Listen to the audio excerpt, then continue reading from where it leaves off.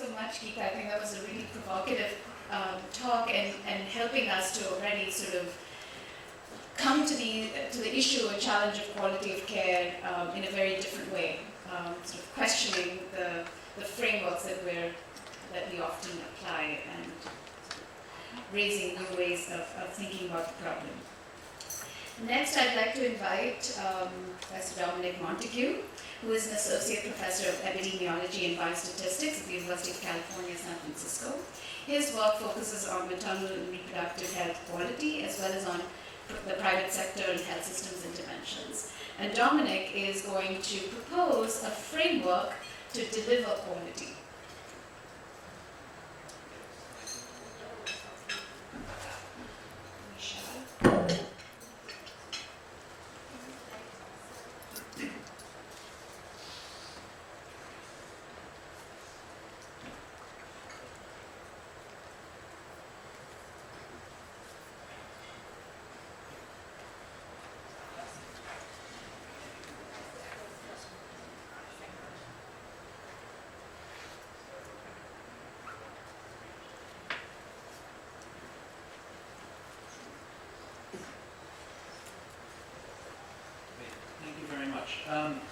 Well, I must say that hearing about the history of the creation, the genesis of the SDGs makes it quite intimidating to suggest any new common measures that might be useful and applicable across many different actors, because the politics involved in deciding anything new are daunting at best. So let me first say that this is a presentation that comes out of work in a number of discussions that my colleagues, Dallas Walker from UCSF and Catherine Semro from Harvard, have had over past many months as we've sought to understand how the many dimensions of quality that we look at in our work fit into the frameworks that we have adopted, which have almost always been from WHO, and how our work on narrow parts of the work of the inputs to assure quality either interact with other requirements for quality assurance or simply float untethered without interaction, without conditional relationships to the other parts of quality assurance and quality provision, and why that's been a challenge for us. So that's led us to come up with a new framing of quality improvement, quality assurance modeling. That's what I'll present. This is the first time that we've shared it in public, and so we're very much hoping to get your feedback during one of the breakout sessions tomorrow to try and improve this, and your critiques about whether or not it is an improvement over existing measures. So maybe I'll just start a little bit earlier, so in the 3rd century BC. And one of the characters that I've loved in history for a long time was Ashoka the Great, because in unifying India in the 3rd century BC, he placed an inordinate, for the first time ever, I think, an emphasis on the necessity for morality to guide public service within the government. The extent to which that happens, I think, is perhaps less material than the standard that one sets by calling for it. And so that has always been the inspiration.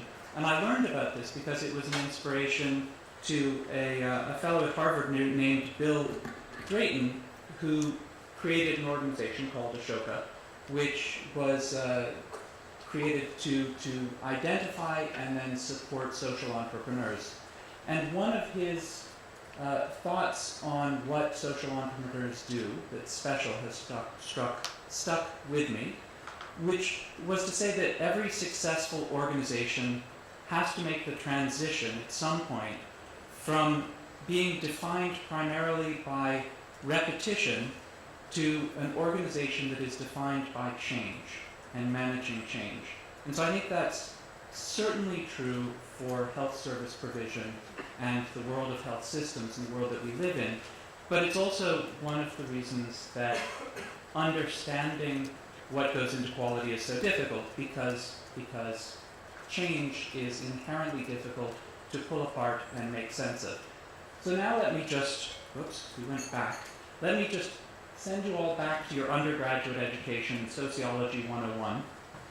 And you remember Maslow's hierarchy of needs, saying that first one needs to have security and safety and shelter, and after that one moves into psychological needs of relationships and happiness and well-being, and then one continues up. So keep that in mind as we go through thinking about the components that feed into a framework, because this has relevance to how we've come up with a structuring of the components of quality. So if you are in industry, then quality has quite clearly defined, very, very well broadly accepted components. There is a corporate definition that really has no naysayers to it, and so this comes from people who work on Six Sigma, on lean manufacturing, the whole Deming model of PDSA cycles, and their product specifications and standards, conformance to requirements, fitness for use, zero deficit, zero defect models, customer satisfaction, and the ability to satisfy needs. And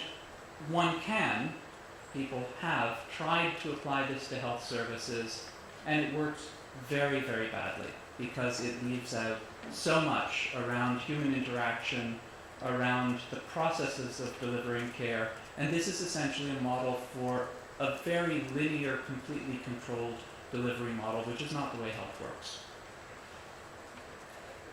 If you are fortunate enough to work in family planning, then you've had 3 decades to get used to the Bruce Jane model, which has worked well with certain modifications, and I think Anirudh and others are changing it a little bit right now. But by and large, it's been very effective for 3 decades with 6 dimensions of quality around choice, information to clients, technical competence, interpersonal relations, follow-up, continuity of care, and then having a constellation of services around the provision of family planning.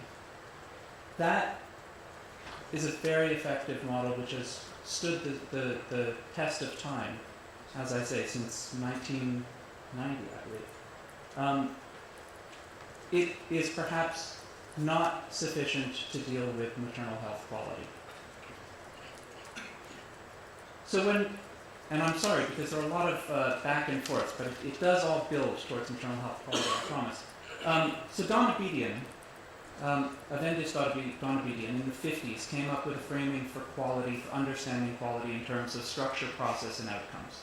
This, of course, you all know, it is not a framework for quality. It's essentially a framework for where you can measure quality, where one could identify it. And if there is quality in structure and quality in processes, then one may predict that there will be quality outcomes. In the US, the Health Resource Service Administration and the IOM, the Institute of Medicine, have adopted this same model, and they have a framework which they use slightly different terms to talk about, but follows the same 3 dimensions, and then they have multiple criteria under each of this. And this is how hospital quality is measured in the US. This is a framework that works well. Where that skips a step is that it talks about quality as something which is generic. And as this slide shows, quality is, if not in the eyes of the beholder, it's certainly in the eyes of the institutional priorities. And so the General Quality Commission, which is the independent external evaluator of quality for the UK NHS on the right, includes such things as value for money in their assessment of quality. This is a domain of quality in the same way that safety and safety assurance is a domain of quality which they track. No one else does, they have different priorities, but one could track outcomes, equity, capacity, health improvement, and the choice of which domains one adopts is very much a choice. So we have to at some point simplify our lives and talk about quality, but just to be clear that quality may or may not, when someone refers to it, include patient experience, include clinical outcomes, and these are, I think, most helpfully thought of as different dimensions of quality rather than as one could have quality, and then of course one could have good patient experience. That is a nonsensical sentence to me, because good patient experience is simply one domain, one component of quality. But I think it's interesting that in this list, the only domain which is used across all of the different versions that I was able to identify is patient-centered care and experience. And I think that's a bit telling, both in terms of the terminology that's used, the impact and evolution of thinking around patient care, and I think has influenced the way all of us imagine care being measured and assessed in important ways. So I'm going to restrict the talk now just to WHO. WHO from 2006 looked at 6 dimensions of care. These are the same ones used by the Institute of Medicine in the US.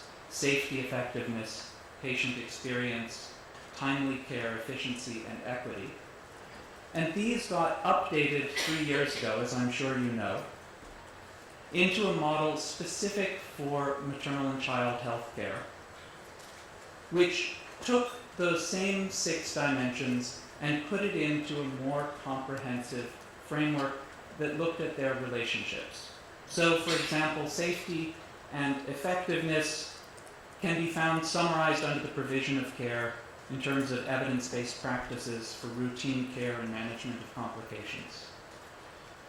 Patient-centeredness has expanded in an important way. So I think that patient-centeredness is equal in weight to the provision of care, is an indication of that shift in how quality, at least at the levels of policymakers and researchers, is thought about in this day and age.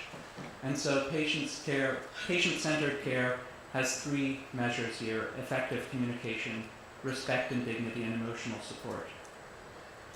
Timely care and access are summarized in physical resource availability, and equity is measured as an outcome of care. Efficiency in this model is not included. I think at a stretch you could force it, but in reality, my interpretation of this is that in thinking about a framework for understanding maternal health quality in the modern age, efficiency was not seen as a priority.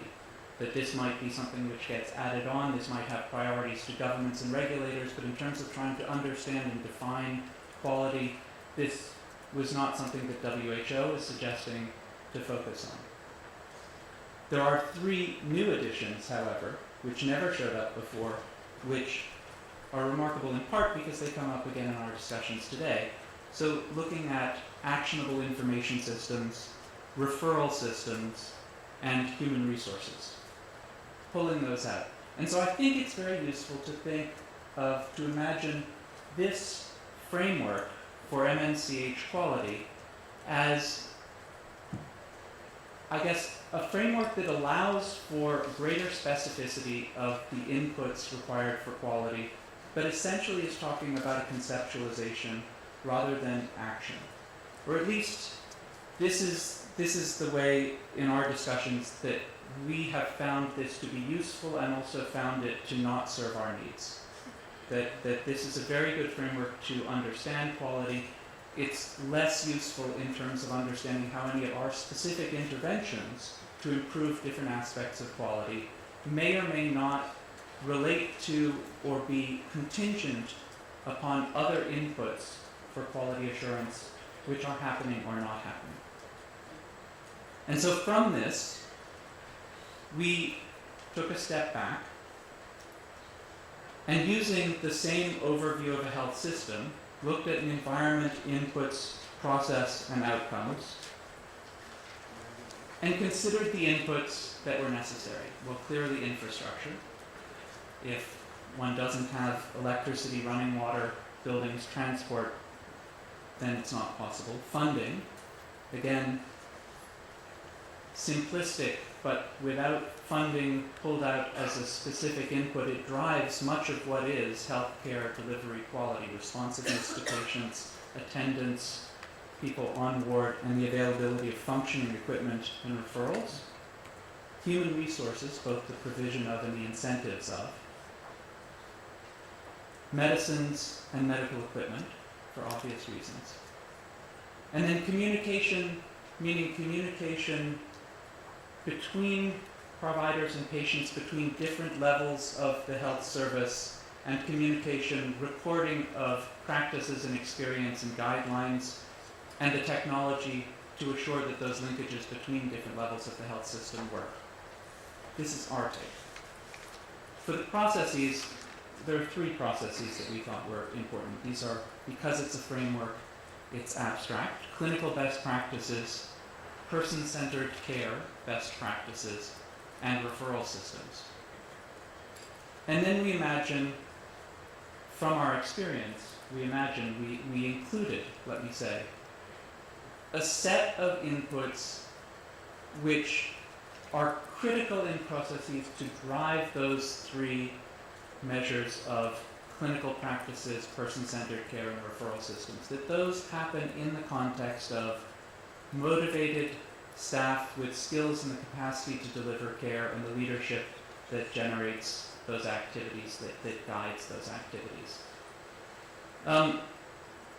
One thing that you will notice already is that this is a much more linear, hierarchical model of thinking about the inputs for quality of care, quality assurance, than the WHO model. And that in part is because the challenges that we've found from our work in many countries go back to the Maslowian pyramid, that it is premature to be thinking about person-centered care if there's no medicine, if there's no electricity, if there's no water system. So while you wouldn't want to say that infrastructure is all, and I do think that the experience of the WHO multi-country study on quality has shown us that infrastructure and the capacity to deliver care does not correlate with the provision of care. So we know that's not sufficient, and an emphasis just on inputs would be mistaken. But by the same token, an emphasis on processes that ignores the availability or lack of availability of inputs is myopic and unhelpful.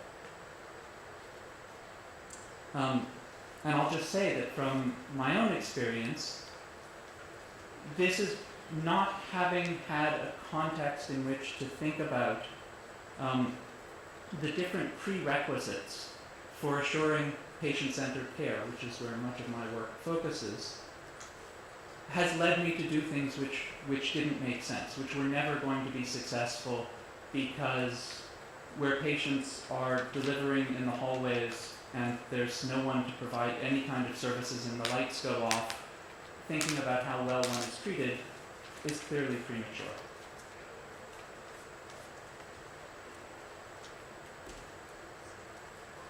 The data systems that provide feedback both to processes and to inputs to improve those are clearly important. And then engagement back to the communities, and the communities writ large here. So this is a model of healthcare improvement. It focuses on service provision clearly, and perhaps too much to a fault. So this would be useful to hear your thoughts.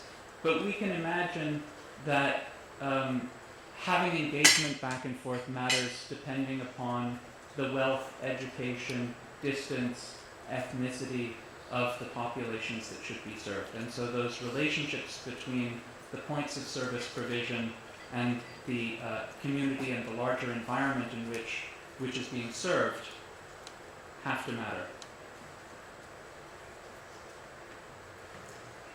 So in the background paper for this meeting, I believe you pulled out 5 themes here on human resources, clinical best practices, person-centered care, referral systems, and data. I think already in the 2 talks before, we've shown that those really aren't topics that can be talked about in isolation. That the entire health system, the functioning of incentive systems, financial motivations, the SDGs which guide and give a context in which to consider community roles in healthcare and prioritization of different levels of community in a thoughtful way. All of that has to be included when one talks about quality improvement. And so our hope is that having a framework which focuses specifically on inputs for interventions will be useful as a model for going forward to identify where there's overlap, where there's learning that might happen between different interventions that focus on similar topics, and where there are perhaps gaps in service, in understanding, in actions which have to be taken up.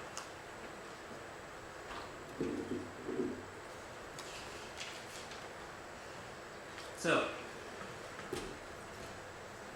I'll just finish by saying that the quality improvements in our experience are spurred by 4 primary drivers. So there is internal motivation. There is the morality that is necessary when one serves the public, that Ashoka spoke of. Individual or institutional. That's quite powerful. It's recurrent. It's a strong motivator for change, for assuring quality, for improving quality. And where you find it, that's a blessing to be taken up. External regulations, clearly we all understand that the setting of norms, the enforcement of standards, the guidelines, the development, training, support to be aware of and adhere to guidelines matter enormously. And they matter both because of regulatory systems that require them, and they matter for many providers, for many institutions as well, because of the competition and the recognition of peer groups. It is more satisfying to be a nurse working in a hospital that has a reputation for quality and good treatment of clients than to be a nurse working in a hospital that has a terrible reputation as being a place where people hate to go and avoid whenever possible. So this is an external incentive which is not just regulatory or not just institutional governmental regulations. So peer regulations, peer measurement matters quite a bit. Financial incentives clearly matter. We all have faced challenges trying to motivate staff who haven't been paid for months to adhere to training protocols that we're trying to instill. And being paid, being not paid, having financial incentives, bonuses paid to assure better quality is an important motivator. It is often used as a blunt instrument. I think there's a lot of evidence that the results-based payment systems, which are integral to a lot of the recent World Bank systems, have had unintended effects because of the narrow focus on which they have. So you wouldn't want to rely only on this, but I think we'd be naive not to understand how significant it is. And lastly, the social incentives, the validation that a midwife gets from peers, from being respected in a working setting, or from being appreciated by community members, or that an ASHA gets by being part of a team. These are hugely important in many instances.